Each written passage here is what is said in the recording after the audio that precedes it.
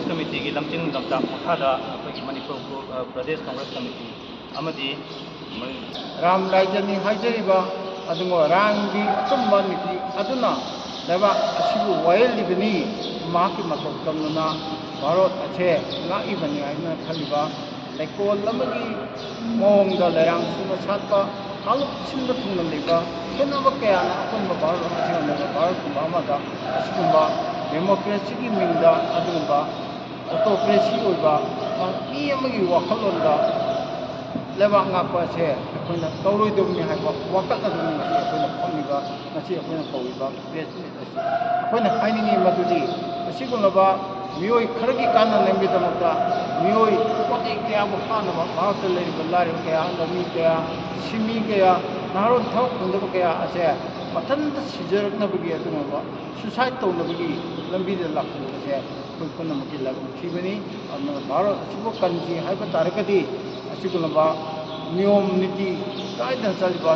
अदुगबा धर्म अमा खक्तना भारत असुकनगने न होनेबा थोंगसे अकोइ नमथरे हारकांदा मौसागी अकोइ लेबा म्याम थुना पृथ्वी मालेम सिमथुना खंगनिबा अदुगबा अकोइ किंग ऑफ द डेमोक्रेसी हाबकी नियम अदो चलन नबगी थोरांग अदि मखादगसी भारत सिनबा थुना अकोइ असि असि मप्रेसिडेंट पांगु चरिमनि भारत की डेमोक्रेसी की संविधान मखादा लोकसभा मनुगा अफब फतब मयाम ताननबा अदुम सभा अमा ओइरेबा असिगुम सभा असिदा निंगतमना वा ngamबगी ममी भोगो लेफ्टबिसदा अखोइगी लमदम असिदा कनागुम मी अचुम नगांगबदा नमथबगी मोनार्की की मोंगदा निथौ पानब लेबांदा चखगदबगी मोंगदा डेमोक्रेसी नत्तबगी मुगहन थोगुमगसु गहन मानसलपसे असिना तौबनी असिना सोकलेदि सुनतगी कांग्रेस पार्टी खत नते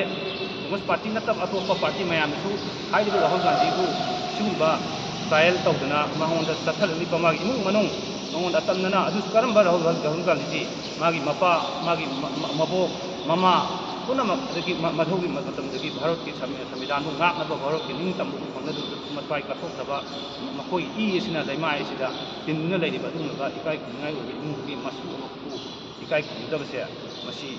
कांग्रेस पार्टी मणिपुर कांग्रेस प्रदेश कांग्रेस पार्टी कांग्रेस पार्टी यानिंगदे राहुल गांधी जी की